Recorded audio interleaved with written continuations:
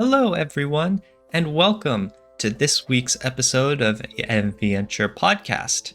And this week, we are going to be returning to a good old monthly favorite, our Readport reports for May 2023. We'll be discussing what MR and Taros113 have been up to the past month, the titles we've read, and the progress we've made, and the thoughts we have to share about it. So first, why don't you kick us off, MR, and tell us what you've been up to? It's such a nice weather here. It's May. It's a beautiful day outside. Birds are singing, flowers are blooming. And on days like these, people like me keep on reading VNs. And somehow, after the last Readport, I got roped into going with memes. And I thought to myself, okay, maybe it's good standalone and let me try reading The Murder of the Sonic the Hedgehog. Oh, goddamn, where do I begin? Where do I even begin? The story is that it's about Amy's birthday party on a luxury train, on which they play make-believe detective murder mystery with the cast of characters from Sonic the Hedgehog universe. Now, full disclosure, I have never played any Sonic the Hedgehog game, so I was completely lost.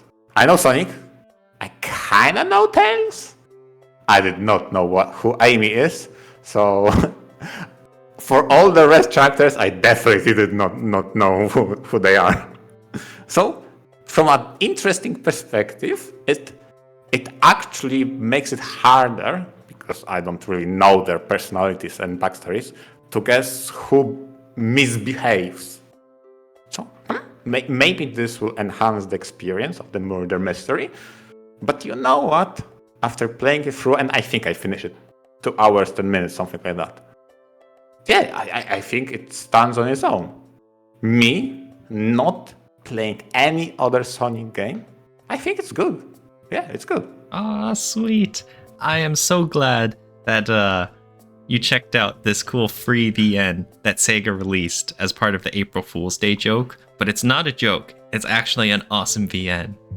And yeah, it's like, I did not expect to have as much fun as I did. And again, I came here with no expectation, not knowing the IP, not knowing the quality of their products or anything like that. I don't know. I just come in, let's have a fresh perspective, let's be fair. Let's judge it by what it is.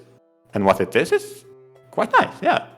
Does it have some of the problems I don't like with point and clicks? Yeah, you have to kind of click all over the place sometimes. But the biggest issue I have with point and clicks, historically, is the what the hell do I do kind of deal. Mm-hmm. When you have to use multiple items together in a very unconventional way to achieve a result. This does not exist here. Good. You focus on what it is. So it's a story of solving mystery. You get clues, you confront people, you interrogate, you get to the bottom of it. Good one. Mm-hmm. And throughout the entire experience, I was surprised how well they crafted the story and clues and people you meet, so you can piece together inconsistencies. Obviously, the game is pushing you forward, new chapter. But I kept it on the back of my head. Something didn't quite... Something suspicious here. So when the time came, like you mentioned on the previous report, to name the perpetrator, the one who did it, I knew immediately. Because there was one thing that just didn't sit with me. And I went with that train of logic. I didn't have the solid proof in my hand, but I knew out of all of them, by the process of elimination, there's only one person named. I very much like that this is a detective story where it's surprisingly logical. There's a lot, to piece together. A lot of the clues lead to natural conclusions, and you can solve everything very well ahead of time. There's none of those silly tricks like at the last second pull out some new unknown piece of evidence. I always hate that. Exactly, because those out of nowhere pieces of evidence kind of feel like a cheap shot, like a Deus Ex Machina to solve the unsolvable. Here, you have pretty much everything on plate.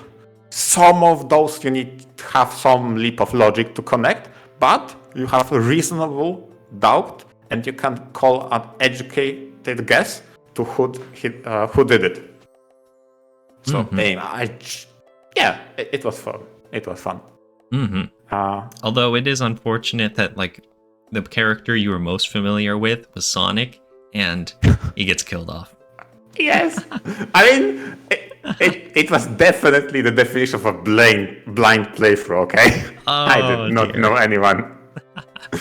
But on the flip side, it's not like you need to know the character backstories. You don't need to know who Knuckles is and who Espio is and Shadow the Hedgehog. Exactly.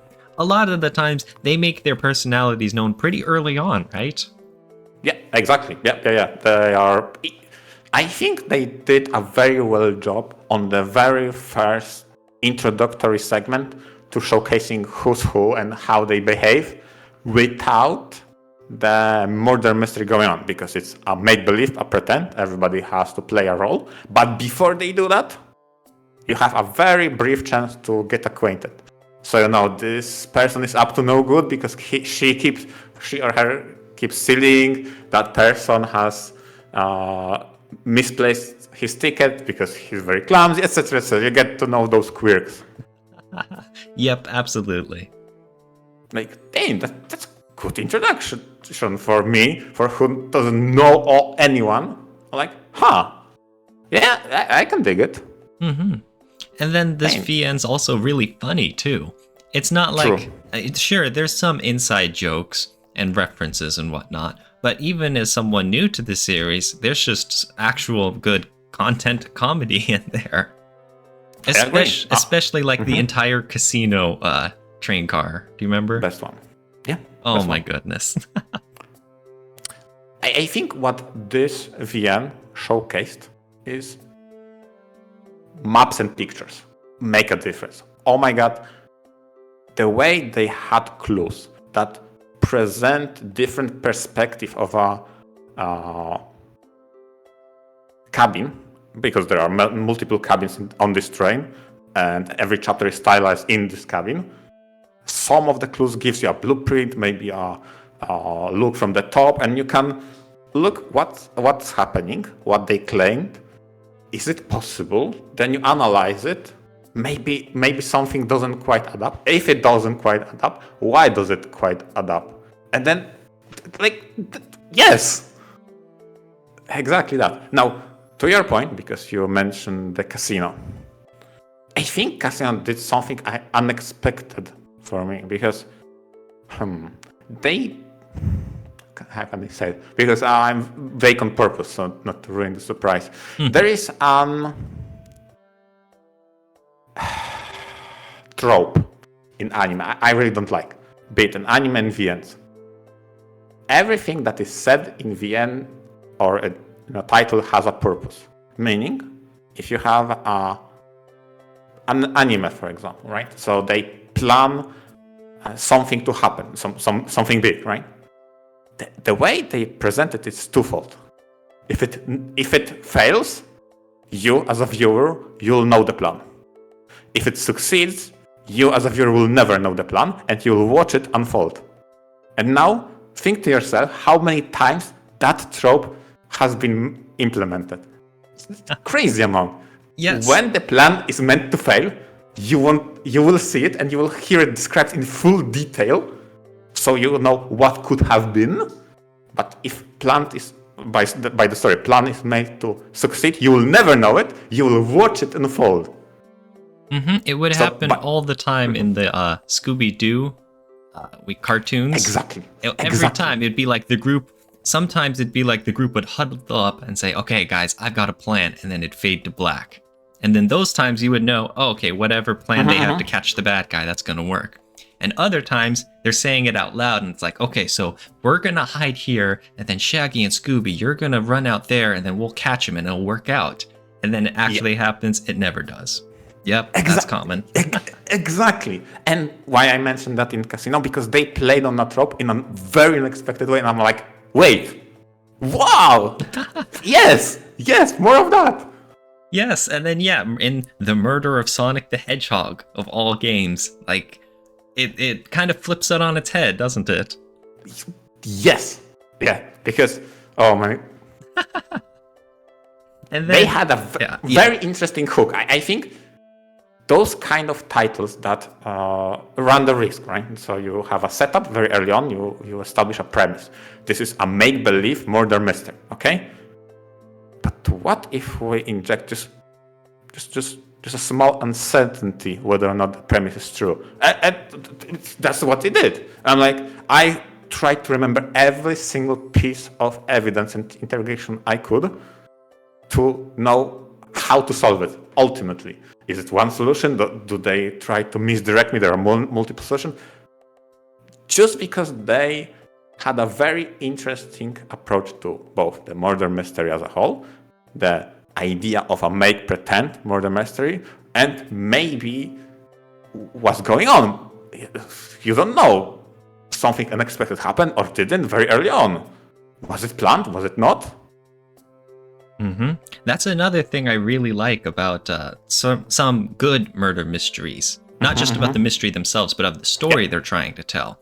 Is that there's always some doubt, there's always some other plot threads that are left hanging. It's not just about the mystery. It's like you said, this is supposed to be make-believe, but apparently Sonic is like actually grievously harmed. And you're like, is he? Or is he faking it? Or what happened?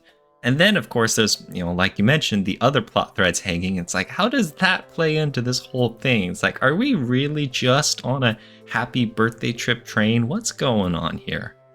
Yeah, exactly. And that's what gives the story the intrigue. Not just the murder mystery just to be a puzzle to be solved. It's what makes the story and all the character conflict so interesting. Yep. And you really you hit it right on the head. I didn't realize that until now, but the murder of Sonic the Hedgehog really nails that part. Right, I was shocked. It was so good. Yeah, again, I'm dancing around some of the topics I don't want to bring. For those of you who want to try it, I definitely don't want to spoil it. I definitely recommend for a 2-hour read. You can do definitely more than this. Oh my goodness, yeah. This is very good. It is free on Steam. And it's free. Yeah, try it. Yes, we both totally recommend it. It's Taros and MR Union. And it's on a Sony game of all things. What the heck? How? Okay. Next week, I'll welcome you all to the platformer podcast, I guess, because we switch. We're gonna take a deep dive through Sonic's history, starting with the first all the way up through like Sonic Generations. Yeah, to finally prove where the mystery and the murder fits into the lore. Okay. We're gonna make a Sonic tier list. Oh yeah. Oh god. Yeah. No. But the things I cannot comment on is obviously references, because probably those flew over my head. And the only thing I really knew about the game is the rings are important, and they kind of appear, I guess, in the gameplay segments. Again, maybe for Sonic fans it's more engaging. For me it was like, it's interesting, you hop around, gather rings, go further, that's it. I was more engrossed in the story than the gameplay segments. Because they were more like mini-games. Yeah, okay. Honestly, they were a little weak integration in with the main story, but whatever. It's something, and it was cute, and it was fun. It was cutesy. It was probably a reference to how the gameplay in the mainline games plays, I guess, to some degree, probably simplified. Okay. But still very much a VN through and through. The one thing I did catch on is that I think it was on the map or some of the pictures, they had a train depicted on the train tracks, and the train tracks were making the U-loop with rings in them. Oh, actually, really funny reference to the probably the most iconic. I think it's Green Hill Zone, the first one. Yeah, Green Hill Zone. Yeah, something. I'll like have to check that out. I didn't notice that. Yeah, they had that in the background that the train is supposed to make some U-turns on the loop. Very cool. Probably a nod to the games. So, I had fun time with that. Something short and sweet. How about you, Taurus? Awesome. I've been reading something else in a very different direction than the murder of Sonic the Hedgehog. And it is called Qualia, The Path of Promise. Now, I'm gonna be honest, it's pretty much a straightforward, entirely romance story. And I am not a fan of romance at all. I'm okay with it with like it's a rom-com. It's like, yeah, that's fine. It's there's a love story with drama involved. It's like, yeah, I'm okay with that too. But whether movies or anime series or visual novels, I just can't stand a story entirely about the love and relationship problems. It doesn't grip me in the way that it does for many other people. And I know that about myself, and even if they're good, and I didn't enjoy them, that's not really a reflection on them, I suppose. But I saw someone recommended this, and I thought, you know what, I'll try this out. I'll check out something beyond my usual field, And I can't really say I'm enjoying it at all, unexpectedly. Oh, I see. I mean, before I say anything, I wanted to go back to what you said. Because I did not expect this episode to turn out for such a front of agreement, because I also don't resonate with romance whatsoever. Completely, no. Ah, okay. That chalk another thing up to the Taros and MR union. Yeah, exactly. In this case, I wasn't quite expecting that, I guess, because the premise is that this takes place in the future, where the main character is a developer of AI.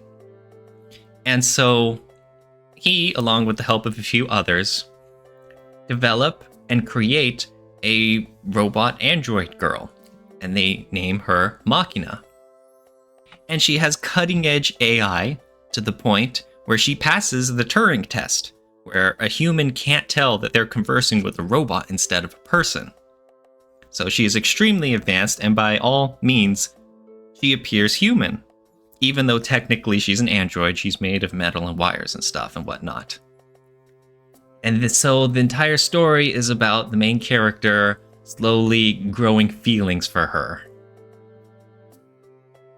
And so far, it bears a lot of similarity to Lucy. Oh, I was absolutely gonna talk about that. There are huge parallels to another VN I adore called Lucy, the Eternity She Wished For, which is also, the same premise, the main character slowly falling in love with an android girl. But in this one, in Qualia, a lot of that sci-fi stuff kind of gets shoved to the side. Oh. It's, like I mentioned, this is very much a romance story, and so much of the plot is just kind of empty, them living together, and just the everyday daily tasks and occurrences, and them going out and her learning about stuff. And instead of, it's more so where the heroine, the android, comes across more as just very naive and questioning about the world, instead of, kind of seeing her or her acting as a robot. Okay, so if I get it right from what you're saying, and the comparison to Lucy is a pretty strong one, I think what makes the biggest difference, again, from listening to you, is it seems the problem of she's an android is solved very early on, and they move, they romance. Whereas in Lucy, that was a constant problem of clash of cultures and societies. She is an android. You are a human. That's it. And that was the barrier the Lucy was based upon, and all the associated problems with it, and it was never truly solved. Mm-hmm. Lucy, that part's, it's a kind of the backbone of the entire story, is that, a human and an android, of course they can't fall in love. That's preposterous. Whereas in Qualia, it's kind of just such a non-issue. Like, the bigger problem is just them comprehending emotions and trying to convey their feelings while not being brave enough to confess their feelings, and they both tiptoe around it, and they start, and then they pull back, and it's like, I'm not brave enough. You know how that goes. Yeah, I get it, because at that point, what you're describing is indistinguishable from a romance that is with just a shy or sheltered character. Exactly.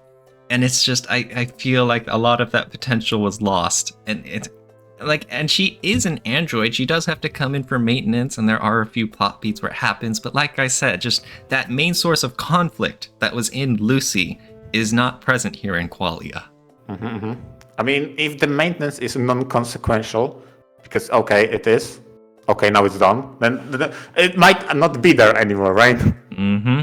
In Lucy, it had the conflict, and that's something interesting. It was, something that could grip me. But it isn't that in Qualia. It's entirely romance.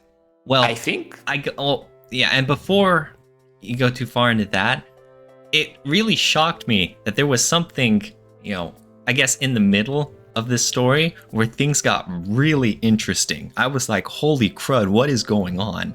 And I was extremely engaged. And then things got a little weird and kind of science fiction-y. And then, as far as I could tell, we are now back to just plain entire romance. We are back to square one, and I'm like, what the hell happened? It's like, I don't get it. What is this? Okay, so to me it seems like the developers were aware, and that there was a point in the game. It's like, oh no, we're losing him. Throw in sci-fi.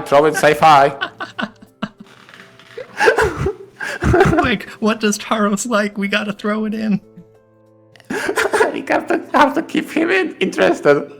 I was flabbergasted. I was like, what the heck am I reading? And then it turned into like, where the heck is this going? And then I'm like, okay, we are somehow even worse than when we started with straight romance story. Wow.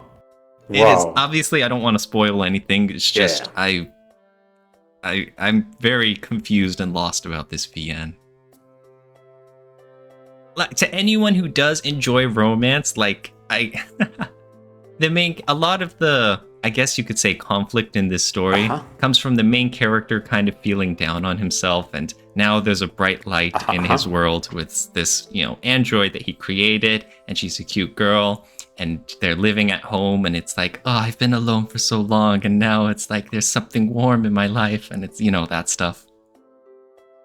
And and again, I'm not a fan of that, but I know many people are, and it's like, I'm sure all of those normal slice of life daily stuff would just be gold to other people. Just not for me. I think when it comes to Qualia, I definitely saw the title on the premiere because I'm following a lot of VN releases. And I think whenever I read about it, it's like, it felt like too romancy to me, so I never gave it a go. Given now what you're saying, I'm like, this is sad because I remember how interesting Lucy was with the concept of androids, and here you have the same premise, and the heroine is actually a maid. This is very important. So now that I'm disappointed by what you're saying, it's like, maybe I'll just never try it. Yes, it is extremely romancy. And like you mentioned, if you're not a fan of that, then of course I don't think you'd enjoy this MR. At the very least, looking at the positives, my backlog won't grow. Oh, goodness gracious. As far as the positives go, it is extremely pretty VN. The art is very gorgeous. Yeah. There's all sorts of cutesy CGs and whatnot, and the writing and the voice acting. If you're the sort of person who can look at the screenshots and hear the premise and be like, that sounds like something up my alley, then heck yeah, go for it. You'll like it. As for me, though, I'm not done yet. Like I said, I figure I'm about 2/3 of the way through. As far as things are going, I'm pretty sure, this is going to end similarly. I see. But we'll find out, and I guess I'll say more if it changes my mind or whatnot. But that is what I've been reading. I'm still grateful, though, to read new experiences. Always happy for that. Yeah, obviously, yeah. Not all new experiences are winners, obviously. And maybe you got something you didn't expect. It happens. This is probably why I try to go back a bit on anime or VNs to look for the old gems, because classic doesn't really resonate with me, but some do. Like on the topic of Android, Chobits was an anime that really resonated with me. Yeah, that's a classic, yeah. Yeah, it was a classic. It's a very old art style, and I tend not to look at classics at all. And I just randomly one day just thought about trying something, and that was the one I really enjoyed. What in the meantime, though? What else have you been reading this past month, Amar? Oh boy, it's still the same. It's the one I spoke about last month, although now I have way more to talk about, because I'm continuing to read The Alchemist of Ars Magna. And it's a story about the alchemists trying to combat fantasy pollution. This is pretty much the most straightforward, abridged description I can give. And just to say, the start of this title, when I spoke a month ago, was really, really unengaging, hippie, happy-go-lucky brigade in an Academy of Magic. And to some degree, the way they had the Academy of Magic reminded me of another work of a famous British author that has multiple houses, one of which seems to be the good guys that are doing the good guys things, and they're the underdogs, where the other house that has all the ambitious people with very weird morals tend to be on the less good scale of things. Basically, they turn to be the villainous types. Imagine that. But after reading a bit more into it, I have to say this is definitely a title by Ninetext. They are very famous for works that tend to go, how can I say it, tend to split to two resolutions. They tend to write works that have a chaotic and lawful endings, meaning how you tackle world events can and will shape protagonist's outlook on life and on his morality, and that's how he will approach things. And I have to say, they go deep, because even the good guys, they don't find the magic formula to purify everything and it goes green again and everything grows. No. They had to develop a blood and organ transfusion technology to replace rotten intestines of wildlife. I'm like, that's grim, kind of like, what? They're performing operations? Goodness, animals? yeah. What the hell? I mean, but the story says plainly, there is a plague, there is a corruption that spreads, and it devours life, and it rots it. There is no going back from that. Whoa. And I mentioned that on the previous episode, but I maybe didn't specify because they mention a lot of gods, but they mean it more akin to small deity or a patron deity, something like a folklore, like a forest spirit of sorts. There's a lot of that because this is a magical setting. And those also can get polluted. And then instead of protecting the forest, they will spread the corruption itself. There's a lot of going on. Now, to anybody's surprise, maybe, just maybe, having two completely different viewpoints on how to solve this problem, with the hippies trying to purify the land, and with the other house of the very ambitious mages. Yeah, we'll make machines that chop trees and kill animals and are fueled by pollution. Like, what the hell? That's shocking. Like, oh yeah, that's shocking. They go into very interesting places, and some of them are. I think this title, because I was analyzing why did I like some of the twists they do, and I think I know why. If you establish a world, for example here, that has a crisis, a pollution crisis, they have common acid rains in the cities right now, on the point I'm reading, you have all the details, and the trope I mentioned on the murder of Sonic the Hedgehog doesn't really apply, because you don't see a plan A that won't succeed or plan B that will. No. There's so much detail, it's so hard to focus which serves the story and which serves the setting. So I get caught up by surprises and twists. When I figure one thing, I don't figure out the other thing, because there's so many of them. Goodness, okay. Maybe the veil of, this is a good guy, they do good guy things, they are always nice, there's always helping, they're always exposing things to light. This is easy to think, boring. But then it hits you with another twist that you didn't notice, because they keep misdirecting your attention all the time. I'm like, wait a moment, that's clever. Interesting. Okay. Speaking of the story, about how far are you? And I guess I should also ask, what is the route structure like? According to the game itself, because on the save slot it says, I think completion rate or something like that. It says 70% in plain numbers. So based on that, I guess I'm 70%. Now, when it comes to route structure, it comes back to how the developer tries to push two different worldviews of chaos and lawful approach. They tend to name routes like chaos route and law route. They don't really do much choices, but the choices they did were relating to pollution, and I think I just entered chaos route. I think so.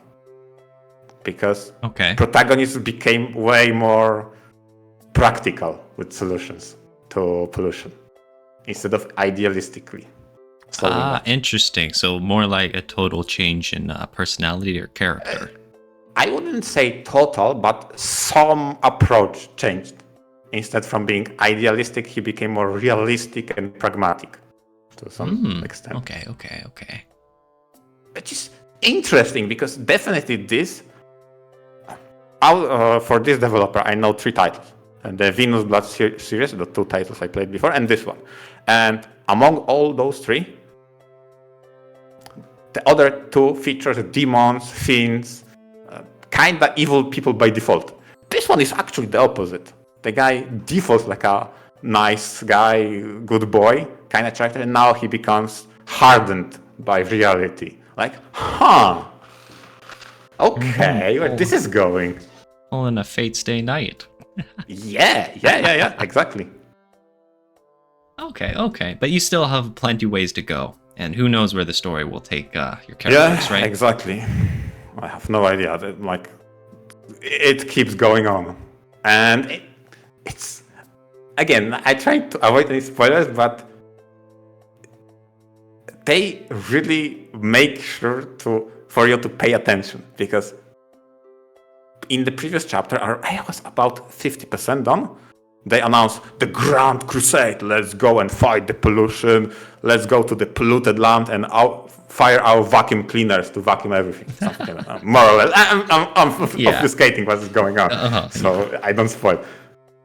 But it goes nowhere, and they go back because they went too idealistically.